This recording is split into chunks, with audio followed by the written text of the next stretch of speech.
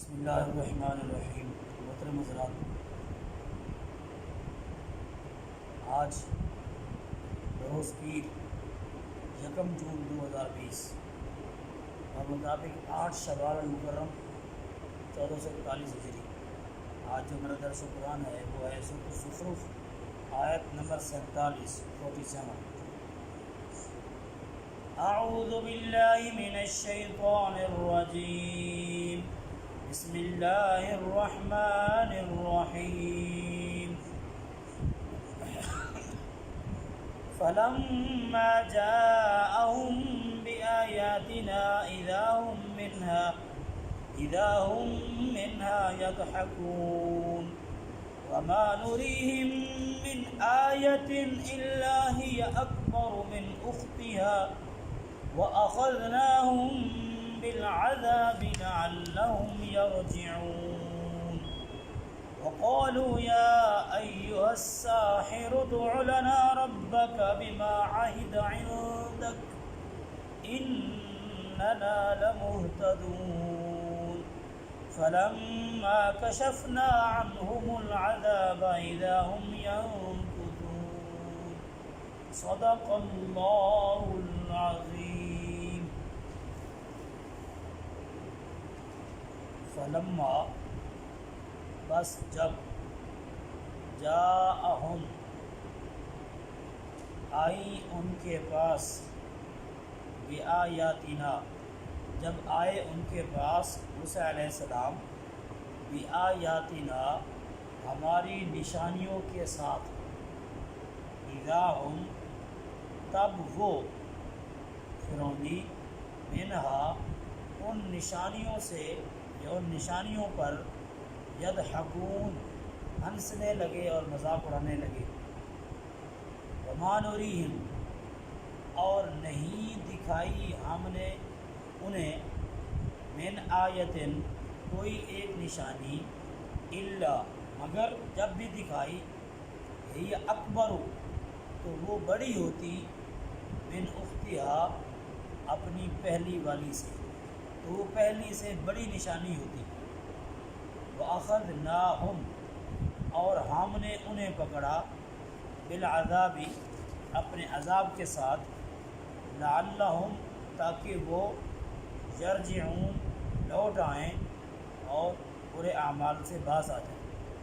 وقالوا اور وہ فرعونی کہنے لگے موسیٰ علیہ السلام سے، یا ایھا الساحر معاذ اللہ اے جادوگر، ادع لنا دعا کیجئے ہمارے لیے، ربک اپنے رب سے، بما بوجہ اس کے جو عاہدہ وعدہ کیا، عندک تیرے ساتھ، اننا بے شک ہم، لمہتدون ضرور سیدھی راستے پر آ جائیں گے۔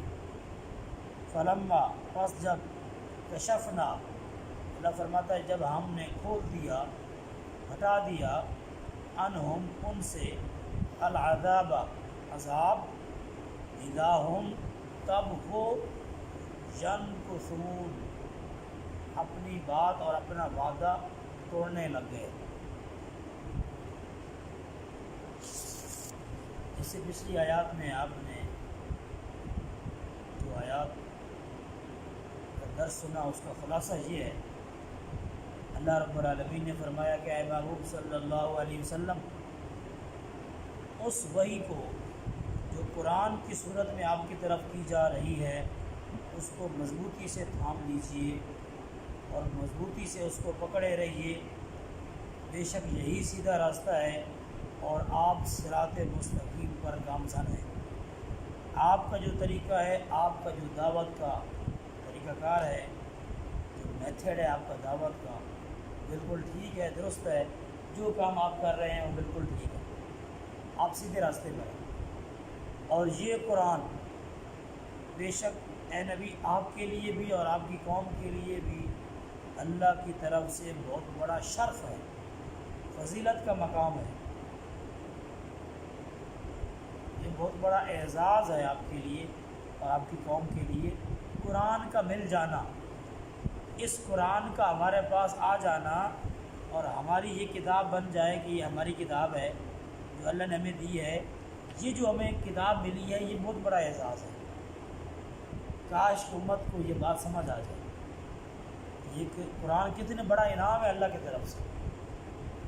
اب ذرا غور تو کریں، 313 رسول آئے ہیں، 313 رسول، حضور علیہ السلام سے پہلے 312 رسول ہیں، یعنی 312 انبیاء کی طرف اللہ نے اپنی شریعت نازل کی ہے، کتابیں نازل کی ہیں، صحائف نازل کیے ہیں، مگر قرآن ان کو نہیں دیا، رکھا ہے سنبھال کے کہ آخری امت کو عطا کرنا ہے۔ قرآن نہیں دیا، کسی کو تورات دے دی، انجیل دے دی، زبور دے دی، صحائف دے دیے، قرآن نہیں دیا۔ تو قرآن ویسے نہیں دیا کہ بس اتفاق ایسے ہو گئی قرآن نہیں دیا، یہ پہلے سے پری پلان تھا کہ یہ قرآن امت محمدیہ کو دینا ہے، باقیوں کو قرآن نہیں دینا، ان کو دیگر چیزیں دینی ہیں۔ تو یہ اعزاز ہے ہمارے حق میں کہ اللہ نے ہمیں اس قرآن سے نوازا ہے، ہمیں قرآن عطا کیا ہے، سب سے افضل کتاب ہمیں عطا کی، سب سے افضل نبی کا امتی ہمیں بنا دیا۔ ہم بنی اسرائیل کے بندر اور خنزیر بھی بن سکتے تھے، ہم بنی اسرائیل میں سے بھی ہو سکتے تھے، جو انبیاء کو معاذ اللہ شہید کرتے، انبیاء کے ہاتھ پاؤں کاٹتے تھے، تکلیفیں پہنچاتے تھے، ہم اس قوم میں بھی ہو سکتے تھے، اگر اللہ نے ہمارے پر رحم کیا ہے۔ اس زمانے میں ہمیں نہیں آنے دیا، ہمیں پیدا اس زمانے میں کیا ہے جب امام الانبیاء کی یعنی ان کی نبوت جو ہے وہ چل رہی ہے۔ یہ اللہ کا انعام ہے، یہ اللہ کی طرف سے اعزاز ہے، فضیلت ہے۔ اللہ فرما رہا ہے اس کو سمجھو یار، اس بات کو سمجھو، اے لوگو، اے توحید کے فرزندوں، اس پر غور کرو، یہ تمہارے لیے بہت بڑی عزت کا مقام ہے یہ قرآن۔ اس کو زیادہ لائٹ نہ سمجھو کہ یہ بس کتاب ہی ہے، اس کو یوں کتاب نہ سمجھو، تم سے اس کے بارے میں ضرور سوال ہوگا، اس قرآن کے بارے میں۔ وَسَوْفَ تُسْأَلُونَ، سوف کا لفظ قریب کو ظاہر کرتا ہے، قریب کی بات کرتا ہے، ان قریب، تھوڑی دیر بعد مرنے کے بعد انسان کے لیے قیامت کا قائم ہو جانا ہے، جو مر گیا اسے قیامت قائم ہو گئی، تو ان قریب تم سے سوال کیا جائے گا، اس قرآن کے بارے میں پوچھا جائے گا تم سے۔ اور موسیٰ علیہ السلام کا تذکرہ تھا، اللہ نے فرمایا کہ ہم نے موسیٰ علیہ السلام کو فرعون مصر کے پاس بھیجا اور ان کے سرداروں کے پاس، وزیروں کے پاس۔ موسیٰ علیہ السلام جا کے اپنا تعارف کہ میں اللہ کا رسول ہوں، اللہ نے مجھے بھیجا ہے تمہارے پاس، تمہاری ہدایت کے لے آؤ۔ یہ وہ موقع تھا جب موسیٰ علیہ السلام ہارون علیہ السلام کے ساتھ فرعون کے دربار میں جاتے ہیں، تو فرعون کہتا ہے کہ اگر آپ نبی ہیں تو کوئی معجزہ دکھائیں، انبیاء تو معجزات دکھاتے رہے۔ موسیٰ علیہ السلام نے فرمایا کہ میرے ہاتھ میں یہ جو ڈنڈا ہے، عصا، یہ میرے لیے ایک معجزہ ہے۔ اس نے کہا یہ ڈنڈا کیسے معجزہ ہو گیا؟ تو آپ کو میں ذرا دیکھو، یہ ڈنڈا ہی ہے نا، لکڑی کا ڈنڈا ہے، اس کو پھینکا تو بہت بڑا سانپ بن گیا۔ فرعون کرسی سے اٹھ کے بھاگا، سانپ کو دیکھ کر فرعون نے دوڑ لگا دی اور دور جا کر منت ترے کرنے لگا کہ آپ ذرا اس کو پکڑیں، کہیں یہ میری طرف نہ آئے، پکڑیں اس کو۔ موسیٰ علیہ السلام نے فرمایا کہ اس میں ڈرنے والی کوئی بات نہیں، آپ آ جاؤ، تمہیں کچھ نہیں کہتا، یہ میرے حکم کا پابند ہے، اس کو میں کہوں گا تو تمہیں نکلے گا ورنہ نہیں نکلے گا۔ اس نے کہیں نہیں، آپ پہلے اس کو پکڑیں۔ تو موسیٰ علیہ السلام نے اس کے منہ پہ ہاتھ رکھا، جب ہاتھ میں آیا تو وہ ڈنڈا تھا۔ اسی طرح موسیٰ علیہ السلام نے ید بیضا والا معجزہ بھی دکھایا، اپنا ہاتھ بغل میں ڈالا، جب نکالا تو وہ سورج کی طرح چمک رہا تھا، اتنی تیز روشنی کہ سورج کے سامنے گرے تو سورج کی روشنی تیز لائٹ اس ہاتھ میں سے نکل رہی تھی۔ تو وہ کہنے لگا کہ یہ تو جادو ہے، اس کے سارے وزیر کہنے لگے یہ تو جادو ہے، جادو کے ذریعے سے آپ نے کیا ہے۔ اللہ فرماتا ہے فلما جاءہم بآیاتنا، جب موسیٰ علیہ السلام آئے ان کے پاس ہماری نشانیاں لے کر، اللہ کی طرف سے یہ نشانی جو معجزات تھے موسیٰ علیہ السلام کے، وہ اللہ کی طرف سے نشانیاں تھیں، اذا ہم منھا یضحکون، تو وہ ان پر ہنسنے لگے، مذاق اڑانے لگے اور جادو سے تعبیر کرنے لگے۔ وما نریہم من آیۃ الا ہی اکبر من اختہا، اور جو نشانی بھی ہم نے انہیں دکھائی وہ اپنی بہن سے بڑی تھی۔ اختہا کا معنی بہن، یہاں اختہا کا لفظ بہن کا لفظ استعمال اس لیے ہوا ہے کہ تمام معجزات ہم مثل تھے، ایک جیسے تھے۔ اختہا پہلی کے لیے بھی لفظ استعمال ہوتا ہے، پہلی والی سب کا۔ اللہ نے فرمایا کہ جو معجزہ بھی موسیٰ علیہ السلام نے دکھایا وہ پہلے سے بڑا تھا۔ موسیٰ علیہ السلام نے ممکن ہے پہلا معجزہ دکھایا ہو ید بیضا والا، تو فرعون نہیں مانا جادو کا، تو پھر اس سے بڑا معجزہ سانپ کا بن جانا، اور سانپ اتنا بڑا تھا، عام چھوٹا معمولی سانپ نہیں تھا، بہت بڑا سانپ تھا، اتنا بڑا سانپ تھا۔ روایات میں آتا ہے کہ جب وہ منہ کھولتا تھا نا جبڑا، تو پورا پورا بندہ نگلنے کی صلاحیت تھی اس کے اندر، پورا بندہ اندر، اتنا بڑا سانپ آپ میں سے شاید کسی نے زندگی میں دیکھا ہی نہ ہو، اتنا بڑا سانپ، تو جو منہ میں پورا بندہ 5-6 فٹ کا بندہ پورا اندر نگل لے، اتنا بڑا سانپ بن گیا۔ تو اللہ فرماتا ہے کہ جو نشانی بھی ہم نے اسے دکھائی وہ پہلے سے بڑی تھی، اس کو راہ راست پہ لانے کے لیے۔ جب وہ راہ راست پہ نہیں آیا اور اس نے اس کو جادو سے تعبیر کیا، یہ تو جادو ہے، میجک ہے، موسیٰ علیہ السلام کو میجیشین کہا ہے۔ اللہ فرماتا ہے وَأَخَذْنَاهُمْ بِالْعَذَابِ، ہم نے اس کو عذاب سے پکڑا۔ اب بنی اسرائیل پہ کون کون سے عذاب ہیں؟ سب سے آخری عذاب تو ہوا ہے کہ فرعون کو پانی کے اندر، بحر کلثم کے اندر ڈبو دیا گیا، غرق کر دیا گیا، یہ تو آخری عذاب تھا۔ اس سے پہلے چھوٹے چھوٹے کئی عذاب آئے ہیں، انسان کو خواب غفلت سے بیدار کرنے کے لیے، جھنجھوڑنے کے لیے چھوٹے عذاب پہلے آتے ہیں۔ فَأَرْسَلْنَا عَلَيْهِمُ الرِّيحَ عَلَيْهِمُ الطُّوفَانَ، طوفان کا عذاب آیا، بہت تیز آندھی آئی، چیزیں اٹھا کے ادھر پھینکی اس نے، تاکہ ان کے اندر کوئی خوف پیدا ہو، اللہ کی قدرت کی نشانیاں ان پر ظاہر ہوں، کیونکہ فرعون کو پتا تھا کہ اگر میں یہ خدا ہوں تو آندھی کو پھر میں خود ہی روک لوں گا، میرے حکم سے آندھی چل رہی ہے۔ جب تیز آندھی آئی تو اس کو پتہ چل گیا کہ میں خدا نہیں، لوگوں کو بھی پتہ چل گیا کہ خدا یہ نہیں ہے، اللہ اور ہے جو آندھی کو چلا رہا ہے۔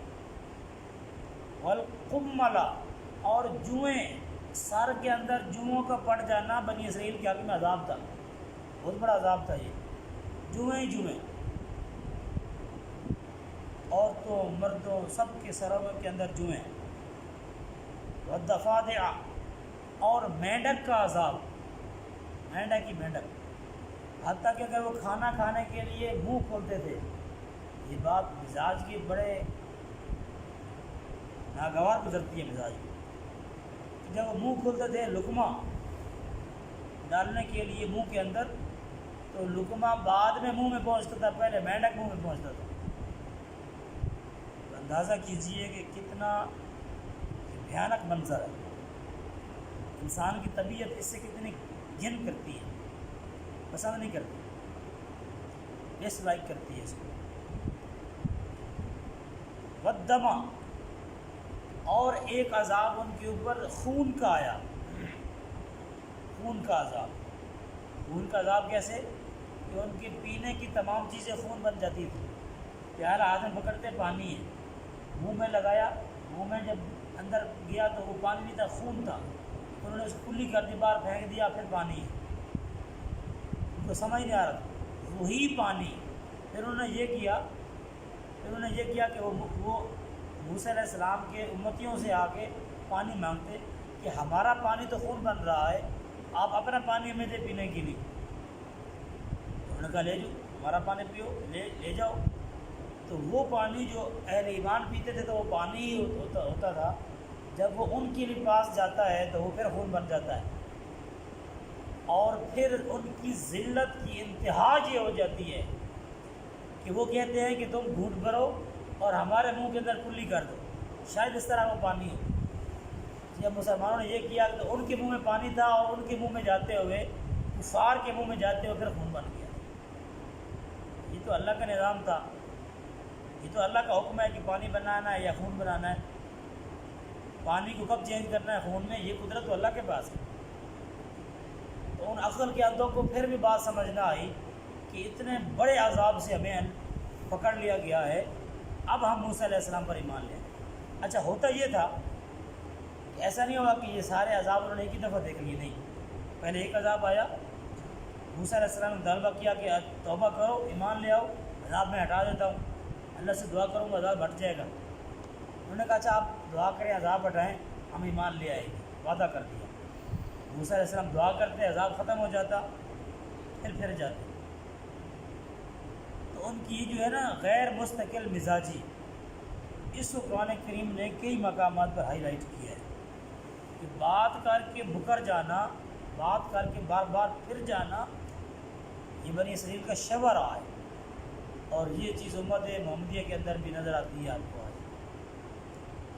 بات کے پکا مسلمان ہو، آپ کو شاذ و نادر نظر آتا ہے، ورنہ یو ٹرن لے لیتے ہیں، کیا کہتے ہیں، ہم نے اس کے اور نام رکھ لیے یو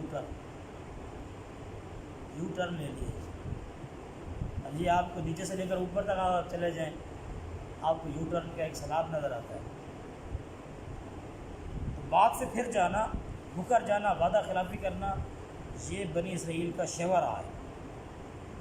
تو مختلف عذابوں سے اللہ نے ان کو پکڑا ہے، اور بار بار موسیٰ علیہ السلام، اب اندازہ کریں انبیاء کا حوصلہ ہوتا ہے، صبر ہوتا ہے ان کا، کہ وہ قوم بات سے پھر رہی ہے، پھر عذاب آتا ہے، پھر وہ کہتے ہیں، موسیٰ علیہ السلام پھر مان جاتے ہیں، ٹھیک ہے جی دعا کرتے ہیں، پھر عذاب کو ہٹاتے ہیں۔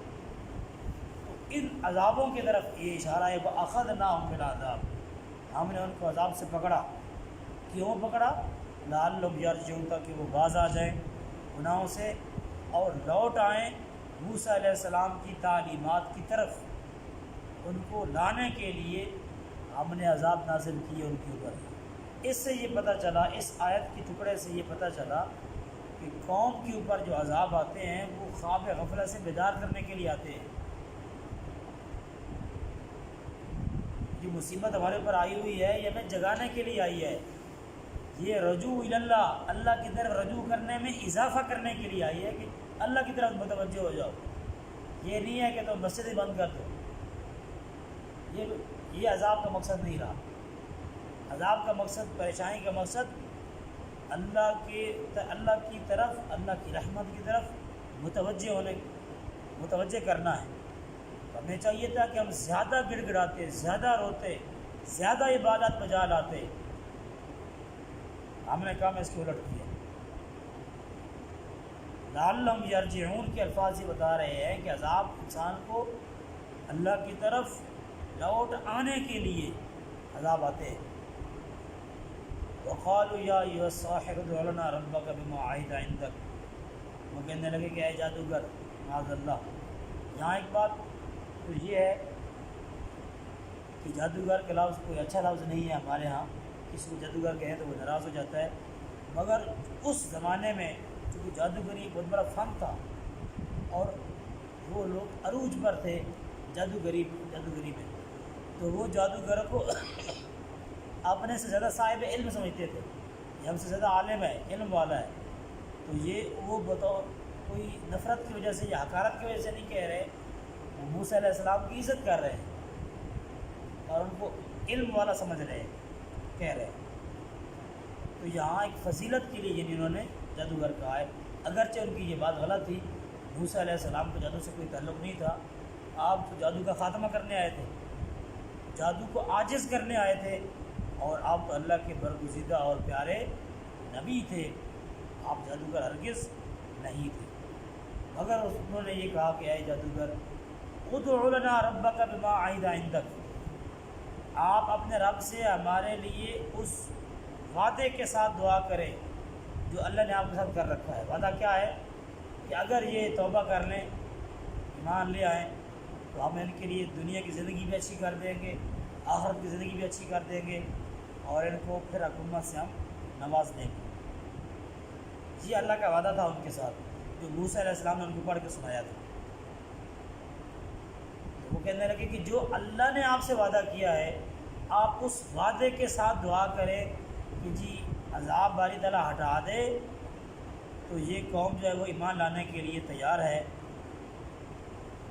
آپ ہم سے عذاب ہٹائیے۔ اننا لمہتدون، اگر عذاب ہٹ جائے تو ہم ضرور ہدایت والے ہو جائیں گے، ضرور سیدھے راستے پر آ جائیں گے۔ اب ان کی غیر مستقل مزاجی کو اللہ بیان فرما رہا ہے، فلما کشفنا عنہم العذاب، جب ہم نے ان سے عذاب ہٹا دیے، عذاب دور کر دیے، جو عذاب بھی تھا ختم کر دیا، اذا ہم ینکثون، تو پھر وہ اپنے وعدے کو توڑنے لگے۔ جو وعدہ کیا تھا کہ ہم ایمان لے آئیں گے، اس پر ایمان وہ نہ لائے موسیٰ علیہ السلام پر، اور اپنا وعدہ توڑنے لگے۔ اس میں آپ نے سماعت کیا ہے، ان آیات میں ہم سن چکے ہیں کہ کیسے بات کو بار بار بدلنا، بار بار یو ٹرن لینا، یہ ان کا شیوا بن گیا تھا، اور یہی وہ چیز ہے جو ان کی تباہی کا سبب بنی ہے۔ لیکن انسان کو موقع دیا جاتا ہے نا کہ وہ بات میں پکا رہے۔ جب وہ بار بار بات کو چینج کرتا ہے، بات سے مکر جاتا ہے، وعدہ خلافی کرتا ہے، تو اس کی ایک حد ہوتی ہے، لمٹ ہے۔ جیسے وہ لمٹ کراس ہوتی ہے تو پھر اللہ کا عذاب آتا ہے اس قوم کے اوپر، اور جب عذاب آتا ہے تو کوئی بچنے کی صورت نہیں ہوتی۔ تو ہمیں چاہیے کہ ان آیات سے ہم یہ سبق سیکھیں کہ ہم بات جو کریں وہ پکی بات کریں، سچی بات کریں۔ ہمارے ہاں نفاق جو ہے نا، جس کو اردو میں منافقت کہتے ہیں، وہ اتنی زیادہ ہے کہ پہلے دل میں ہوتا ہے کہ میں نے یہ کام اس کا نہیں کرنا، پہلے سے ہم دل میں کہتے ہیں کہ ہم نے اس کا کام نہیں کرنا، اور اوپر سے کہہ رہے ہیں کہ کر لیں گے، کوئی مسئلہ نہیں، کر لیں گے، ٹھیک کر لیں گے۔ تو جھوٹ بھی بول رہے ہوتے ہیں، منافقت کا اظہار بھی کر رہے ہوتے ہیں، اور بھی بہت سارے مفاسد ہیں جو اس کے اندر ہوتے ہیں۔ تو انسان کو اندر و باہر سے کیسے ہونا چاہیے؟ جو کام نہیں تو بندہ بتا دے کہ یار بھائی جان یہ کام نہیں ہو سکتا، پلیز سوری، یہ کام نہیں ہو سکتا۔ انسان کو بات سے بار بار پھرنا نہیں چاہیے، مکرنا نہیں چاہیے۔ یہ انسان کے کردار کو اتنا داغدار کر دیتا ہے، بالآخر اللہ کے عذاب کا مستحق بنا دیتا ہے۔ بات سچی ہو، اب تلک یاد ہے صحابہ کو، صحابہ کی بات کتنی سچی ہوتی تھی، کتنے بات کے پکے تھے۔ اب تلک یاد ہے قوموں کو حکایت ان کی، نقش ہے صفحہ ہستی پہ صداقت ان کی۔